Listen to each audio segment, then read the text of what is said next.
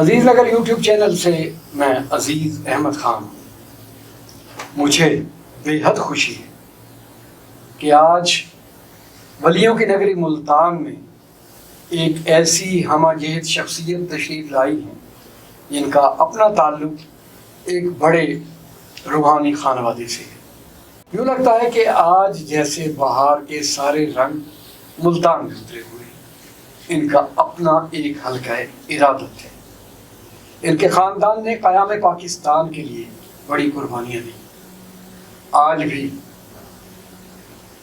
جس آستانے سے یہ وابستہ ہے وہ مرکز تجلیات ہے۔ علی پور سیداں کے نام سے منسوب ہے۔ سید ہو، سونا ہو اور پھر محبتوں کا سفیر ہو، تین سین جمع ہو جائیں تو وہاں بات تو عجیب سی لگتی ہے۔ اسٹوڈیو میں موجود ہیں ہمارے ساتھ پیر محی الدین گیلانی، اسی خانوادے سے ان کا تعلق ہے، قیام پذیر لاہور میں ہے۔ باقی باتیں ہم انہی کی زبانی سننا چاہیں گے۔ السلام علیکم پیر صاحب۔ وعلیکم السلام ورحمۃ اللہ وبرکاتہ۔ آپ اسلامی جو اصول اور مدارج ہیں اس کے مطابق جواب دے رہے ہیں، مجھے اچھا لگا۔ میں محی الدین گیلانی صاحب ایک عقیدت مند کی حیثیت سے بھی آپ کا شکریہ ادا کرتا ہوں کہ آپ ہمارے اسٹوڈیوز میں تشریف لائے۔ یہ ہم سیالکوٹ میں ہے جی 1965 میں لاہور میں۔ اس سے پہلے ہم سیالکوٹ شہر میں رہتے تھے، والد گرامی وہاں ٹیچر تھے اور ہم اس وقت پڑھتے تھے اسکولوں کالجوں میں، تو اس لیے رہنے والے ہم گاؤں کے ہیں، لیکن تعلیم کے لیے ہم وہاں سیالکوٹ میں رہتے تھے۔ یہ جنگ کے بعد 65 کی جنگ کے بعد پھر ہم یہاں شفٹ ہو گئے لاہور میں، تو اس سے لے کر آج تک ہم اللہ کے فضل و کرم سے لاہور میں قیام پذیر ہیں۔ تو یہ لاہور آنے کا جو سلسلہ ہے وہ اس میں یہ تھا کہ اس دور میں والد گرامی ریٹائر ہو گئے تھے وہاں سے، ٹیچر جو تھے اسکول سے، اور میں بھی اپنی تعلیم مکمل کر چکا تھا وہاں پہ۔ یہاں پھر آ کر وہ کچھ جاب وغیرہ کا سلسلہ ہوا، پہلے کچھ بزنس وغیرہ کیا، اس کے بعد پھر یہ سلسلے چلتے رہے۔ اس کے لیے پھر ہم لاہور مستقل طور پہ لاہور میں شفٹ ہو گئے تھے۔ اچھا پیر صاحب، میں یہ بھی آپ سے جاننا چاہوں گا جی کہ اس خاندان کی ایک شاخ لاہور میں مقیم رہی، باقی لوگ ابھی تک علی پور سیدہ شریف میں جی ہاں، مرکز تو علی پور سیدہ ہی ہے جناب، تو اس میں کچھ شہزادگان، سید صاحبزادگان اپنی کسی جاب کی وجہ سے، ملازمت کی وجہ سے، کسی کاروبار کی وجہ سے یا کھیتی باڑی کی وجہ سے کہیں ایک دو جگہ پہ گئے ہیں، لیکن اصل مرکز جو ہے نا وہ علی پور سیدہ شریف ہی ہے۔ جی اچھا، میں یہ بھی پوچھنا چاہوں گا کہ آپ نے فرمایا کہ تعلیمی مدارج طے کرنے کے بعد جی آپ ملازمت کے سلسلے میں جی لاہور میں مقیم ہے۔ کس ادارے سے آپ کی ملازمت تھی؟ 2 میں میں نے جاب کی تھی MCB میں۔ اچھا، تو لاہور میں جب آیا تو اس کے پہلے ہم وہ لاہور کا اس کے ادارہ تھا ایک LDF تو بنا ہے، اس کو اس سے پہلے تھا اس کا نام LIT۔ اس میں نے ٹھیکیداری شروع کی تھی LIT میں۔ پھر اس کے بعد وہ جب دیکھا کہ یہ جو دفاتر میں یہ سلسلے ہوتے ہیں نا، کچھ دینے دے آنے کے علاوہ کچھ بھی یہاں نہیں ہوتا، ٹھیکیداری کرنا کوئی اتنا آسان کام نہیں جب تک انہیں راضی نہ کیا جائے۔ تو میرا شروع سے یہ ایک مطمع نظر تھا کہ رب کو راضی کرو، تو یہ دنیا داری کا جو مسئلہ ہے نا، اس سے میں نے اجتناب کیا اور میں نے وہ اس کو ڈسکنٹینیو کر دیا۔ 67 میں نے الائٹ بینک کو جوائن کیا۔ جس کا نام الائٹ بینک تھا اس وقت اس کا نام تھا آسٹریلیشیا بینک، جب میں نے اس کو جوائن کیا تھا، اور یہ جب نیشنلائز ہوا اس کے بعد اس کا نام allied bank of Pakistan limited اس کا رکھا گیا تھا نام۔ تو 67 سے لے کر 97 تک میں اس میں رہا ہوں۔ 30 ایئرز میری سروس ہے الائٹ بینک میں، مختلف شہروں میں، مختلف برانچز میں رہا ہوں۔ تو یہ پس منظر ہے میری ملازمت کا۔ اس میں بھی یہی کرتے رہے کہ خدا خوفی کا جذبہ تھا۔ کچھ ہمارے دوست بھی ایسے ہی ہمیں مل گئے جن کے دل میں یہ طلب تھی، یہ لگن تھی کہ ہم خدمت خلق کریں، اپنے بھائیوں کا احساس کریں، ان کو جو تکالیف ہیں ان کا ادارہ کریں، ان کو تدراک کریں، اور اس کے لیے ہم شہر گاؤں پھرتے رہے ہیں۔ کراچی سے لے کر پشاور تک، پشاور سے لے کر کشمیر تک ہم گئے ہیں ان کے حصول کے لیے۔ تو اور جو دوست ہیں ہمارے وہ بھی اسی طرح ان کا جذبہ تھا، تو اسی جذبے کو لیتے ہوئے ہم اس چیز کو ہم آگے بڑھاتے رہے، اور بہت سے مطالبات اللہ کے فضل و کرم سے ہمارے طے بھی ہوئے تھے، حل بھی ہو گئے تھے، تو یہ اللہ کریم کا کرم ہے کہ ہماری وہ جو جستجو تھی برابر ہوئی اس کی بارگاہ میں، تو یہ سلسلہ چلتا رہا۔ اس کے بعد 97 کے بعد ریٹائرمنٹ ہوئی، لیکن وہ چیزیں وہ بات پھر اس کی ضرورت پڑ گئی جب ہماری پینشن کا مسئلہ بنا۔ تو آپ نے یہ فرمایا کہ کراچی سے لے کے ہم کشمیر تک اپنے ساتھیوں سمیت ملازمین کے مراعات کے حصول کے لیے کریا کریا بستی بستی گاؤں گاؤں گھومتے رہے۔ جی تو کیا آپ ان کی نمائندگی کرتے تھے؟ کوئی یونین ایسوسی ایشن؟ جی بالکل، جی بالکل، یونین ایسوسیشن کے بغیر تو یہ نمائندگی ہو نہیں سکتی، جی اور نہ ہی کوئی فورم اس کو قبول کرتا ہے۔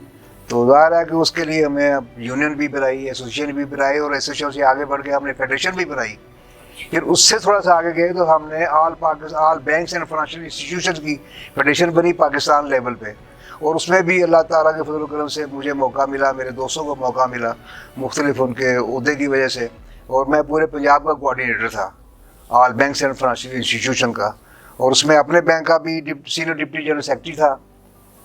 تو اس طرح یہ سلسلہ یہ چلتا رہا۔ ریٹائرمنٹ کے بعد خیال تو یہ تھا کہ اللہ اللہ کرنا چاہیے، لیکن جب ان کے سیٹھوں سے جب پتہ چلا کہ یہ سیٹھ وہ سیٹھ نہیں ہے جو کسی کا احساس کرتے ہوں، بلکہ ان کی کوشش یہی ہے کہ ان کے پاس جو ہے وہ بھی ہمیں لوٹ لیں۔ سب میں تھوڑا معذرت چاہتا ہوں کہ آپ کی بہت اچھا بہاؤ ہے، فصاحت ہے، اللہ نے آپ کو دیے، سید ہیں۔ پوچھنا میں یہ چاہتا ہوں کہ ہم نے یہ پڑھا تھا، سنا تھا، میری بھی ایک وابستگی رہی ہے الائڈ بینک سے، آپ کے عقیدت مندوں میں سے بھی ہوں۔ ماشاء اللہ۔ تو یہ بینک تو سنا تو یہ تھا کہ ملازمین نے خریدا، تو پھر سیٹھ کا عمل دخل کیا ہے؟ یہ ملازمین نے خریدا تھا؟ الائڈ بینک واحد بینک ہے جب ڈی نیشنلائز ہوا تو اسے بینک کے ملازمین نہیں خریدا، یہ واحد بینک ہے۔ باقی بینک بھی ڈی نیشنلائز ہوئے، ڈس انویسٹمنٹ ہوئی، ان کی ہوئی، ایم سی بی تھا، یو بی ایل تھا، ایچ بی ایل تھا، لیکن یہ واحد الائڈ بینک تھا جو بینک کے ملازمین ہی نے خریدا تھا۔ تو اس وقت جو انتظامیہ تھی ہمارے ساتھ وہ تو ماشاءاللہ درد دل رکھنے والے تھے، لیکن اس میں بیوروکریسی، ریسٹوکریسی وغیرہ جو تھے انہوں نے اپنا کام دکھانا شروع کر دیا، اور ان میں آہستہ آہستہ دراڑیں ڈالنی شروع کی تھی کہ یہ جو سونے کی مرغی ہے یہ ملازمین کے پاس ہے تو ہمیں کیا ملے گا اس سے؟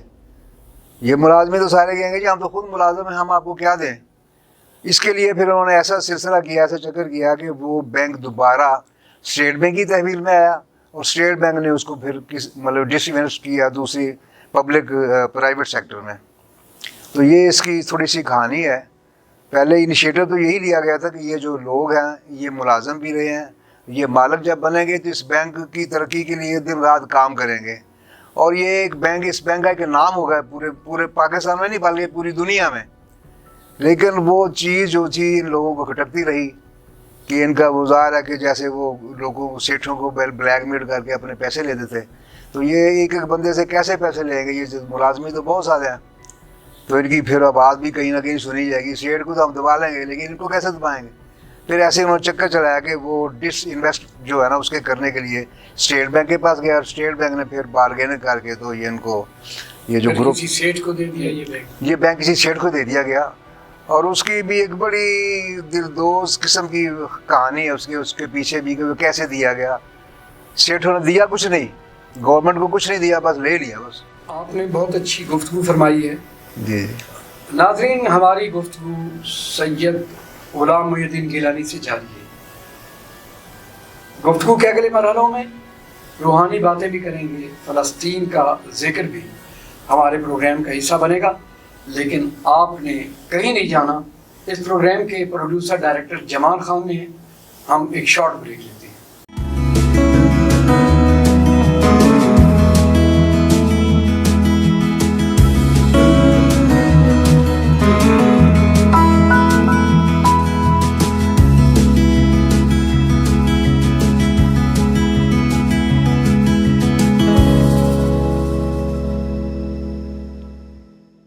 جب آپ نے بینک خریدا کوئی اس وقت شرائط بھی طے ہوئی ہوگی، جی حکومت نے آپ کو آئینی تحفظ دیا ہوگا تنخواہوں کے بارے میں، مراعات کے بارے میں کہ آپ ملازم بھی ہیں، مالک بھی ہیں، جی تو کچھ ایسا تھا انہوں نے آپ کو یعنی آپ کی مراعات کے حوالے سے تحفظ گورنمنٹ نے تحریری دیا تھا آپ کو؟ جی بالکل، ان میں کلیئر کٹ اس میں لکھا ہوا تھا، یہ باقاعدہ تحریر موجود ہے ایگریمنٹ میں کہ ملازمین کو جو اس وقت مراد مل رہی ہیں اس میں کمی بالکل نہیں ہوگی، کسی بھی صورت میں اس میں کمی نہیں کی جا سکتی، اور جو پینشن رولز ہیں, سروس رولز ہیں, ان میں بھی کوئی امینڈمنٹ نہیں ہوئے گی. تو اس وقت تو ایگریمنٹ یہ ہوا, اس میں انہوں نے سائن بھی کیے, سارا کچھ ہو گیا. بعد میں جب انہوں نے اسٹیٹ بینک کی معرفت, جب یہ دوبارہ پھر ہم سے لے کر, بلکہ ہم سے چھین کر جب سیٹھوں کو دینے کی بات آئی, تو پھر اس میں بھی انہوں نے کچھ کیا, لیکن یہ ایگریمنٹ جو ہوتا ہے نا پہلا, وہ قائم ہی رہتا ہے. اور یہ اس میں دوسری بات یہ ہے کہ یہ تو ایک فنڈامنٹل رائٹ ہے کہ کسی کا حق جو ہے نا وہ چھینا نہیں جا سکتا, اور یہ ہمارا حق تھا کہ ہمیں جو مراد مل رہی ہے اس میں کمی نہ ہو. اور جب ایک پینشنر ہے, اس کی پینشن کا جس طرح دوسرے محکموں میں حق ہوتا ہے, اس طرح اسی کا حق ہے. یا تو اس کا لفظ پینشن نہ کریں, اسے کچھ اور اس کا نام دے لیں کہ یہ ہم تو صدقہ خیرات کرتے ہیں, یا ہم پینشن نہیں دیتے ہیں, ہم تو صدقہ کے پیسے دے رہے ہیں ان کو. پھر تو ٹھیک ہے, آپ جو چاہیں کریں. لیکن اگر پینشن ہے تو پینشن اگر کسی بھی محکمے میں بھی ہے, اسی طرح الائڈ بینک یا دوسرے بینکوں کے جو پینشن ہے ان کو پینشن اسی حساب سے ملنی چاہیے. سوشل میڈیا پر جو خبریں آج کل ہم دیکھتے ہیں, جی جی, ظاہر ہے پوسٹیں بھی لگتی ہیں, لوگ اخبارات میں احتجاج بھی کرتے ہیں, جی جی, اور جو قوم کے سامنے اس وقت منظرنامہ آ رہا ہے وہ یہ, ایک تو آپ نے فرمایا کہ ہم پینشن تو ایک بیسک رائٹ ہے, ہاں جی, اسے جو آپ کی گفتگو سے میں سمجھا ہوں جی جی, کہ سیٹھ نے غاصبانہ طور پر قانون کو بالائے طاق رکھتے ہوئے کہیں منجمد کر دیا تھا, اور جو ملازمین اس وقت عدالتوں میں کھڑے ہیں اور کیس جیتے ہیں, اور بار بار وہ کہہ رہے ہیں کہ اب ہمیں ہمارا حق دلوایا جائے, غالباً انہوں نے عدالت عظمیٰ سے کیس جیتا ہے. ذرا اس کے بارے میں بتائیے, کیونکہ ہمارے ناظرین جاننا بھی چاہتے ہیں, یہ کرنٹ ایشو ہے. اور ہائی کورٹ سے ہو کے سپریم کورٹ میں ہم نہیں بلکہ بینک آیا ہے. ہائی کورٹ کے فیصلے کو نہ ماننے کے لیے وہ سپریم کورٹ میں آئے. کون سے ہائی کورٹ کا فیصلہ؟ یہ پشاور ہائی کورٹ کا تھا جی. تو انہوں نے اپنے فائدے کے لیے, اپنے دفاع کے لیے, سب سے بڑی بات یہ ہے کہ جتنا یہ ٹائم لگے گا اتنا ہمیں ریلیف ملے گا, ہمیں فائدہ, پیسہ ہمارے پاس ہے, یہ کروڑوں کا اربوں بنے گا, اربوں کا خربوں بنے گا. تو انہوں نے اس چال کو سامنے رکھتے ہوئے سپریم کورٹ میں کیا کہ یہ جو پشاور ہائی کورٹ نے فیصلہ کیا نا, یہ مناسب فیصلہ نہیں ہے, اس میں نظر ثانی ہونی چاہیے. وہاں بھی اللہ کے فضل و کرم سے سپریم کورٹ سے بھی ریلیف یہی دیا گیا کہ جو فیصلہ ہائی کورٹ نے کیا ہے وہ بالکل صحیح ہے اور اس پہ عمل درآمد ہونا چاہیے. ان کے بینیفٹس جو ہیں وہ اسی طرح سے دین ملے جیسے جو ان کا حق بنتا ہے. اور پھر یہ جو انہوں نے بار لگائی تھی کہ پینشن ہم یہ دیں گے آج کی تاریخ کی, جب بے شک آپ 15 سال کے بعد ریٹائر ہوں, یہ کہیں انصاف میں نہیں لکھا ہوا, اور نہ یہ کبھی ہو سکتا ہے کہ جب بندہ ریٹائر ہوگا. طریقہ تو یہ ہے, جب بندہ ریٹائر ہوتا ہے اس ڈیٹ سے اس کی پینشن جو ہے نا اس کی سیلری لاسٹ سیلری سے شروع ہوتی ہے. تو یہ سکھا شاہی ہے نا جی, ہم 10 سال پہلے کی جو پینشن ہے آپ کی جو سیلری ہے اس پہ ہم پینشن دیں گے. لیکن سپریم کورٹ نے فیصلہ کر کے اس کو رول آؤٹ کر دیا اور آپ کے حق کو تسلیم کر لیا جی. تو اب اس کا مطلب یہ ہے کہ پشاور ہائی کورٹ کے جن ملازمین نے بھی اس کیس کو ابتدا میں انیشیٹ کیا ہوگا, جی جی, ایک لفظ اجرا ہوتا ہے, کوئی ڈگری ملی ہوگی. اب اجرا کی کارروائی ان لوگوں نے جنہوں نے پہلے انیشیٹ کیا تھا, جی جی, انہوں نے اجرا کی کارروائی شروع نہیں کروائی وہاں پہ جی. وہ اسی پر سول کورٹ میں کروائی تھی اجرا کے لیے. اور ان کی پراپرٹی جو ہے بینک کی, یہ 1-2 برانچز جو ہے وہ انہوں نے کورٹ نے باقاعدہ نتھی کیا اس کو, ہاں اس کے ساتھ, ہاں جی جی جی, کہ انہوں نے اپنے حقوق سے تجاوز کرتے ہوئے جی جی بینک کی جو بیسک پراپرٹیز تھی, جیسے میری ویدر ٹاور میں لائٹ بینک کی بڑی بلڈنگیں تھیں, جی جی, اس کے علاوہ بلڈنگیں تھیں, انہوں نے ان بلڈنگوں کو فروخت کیا اور کسی کو اس کا حساب بھی نہیں دیا. جی جی, اور جو پیسے کہا یہ جاتا ہے, ملازمین کی طرف سے کمپلینٹ بھی گئی تھی کہ انہوں نے حکومت پاکستان کو جو پیسے دینے کا وعدہ کیا تھا وہ بھی پورے نہیں دیے گئے. اس میں کوئی حقیقت ہے؟ جی یہ بالکل حقیقت ہے کہ انہوں نے جو وعدہ کیا تھا ابھی تک انہوں نے پیمنٹ نہیں دی. آپ مجھے یہ بتائیے, کیس آپ جیت چکے ہیں, اجرا کو یہ ڈیلے کراتے رہیں گے چونکہ ٹیکٹس ہوتے ہیں, جی, کوئی نہ کوئی استعمال کرتے رہیں گے. جی, تو آپ کیا سمجھتے ہیں کہ کوئی استدعا کرنا چاہتے ہیں آپ سپریم کورٹ کی اعلیٰ عدالت سے؟ بڑی عدالت سے تو ہم یہی گزارش کریں گے کہ یہ بیچارے مر رہے ہیں, اور وہ جو ہمارا یعنی اپوننٹ جو ہے, جو انتظامیہ ہے, وہ تو یہی چاہتے ہیں کہ یہ سب مر جائیں, اور کوئی کلیم کرنے والے رہے جو پیسے ہم اپنے استعمال میں لے آئیں ہم ہضم کر جائیں. چیز ویب سے پاکستان سو موٹر ایکشن لے سکتے ہیں, اور ان مظلوموں کا وہ حق جو ہے وہ اس طرح سے جلدی ان کو مل جائے. خدا نخواستہ سب مر جائیں گے تو کسی کو اس کا ماندگان کو تو کوئی بھی کچھ نہیں دے گا.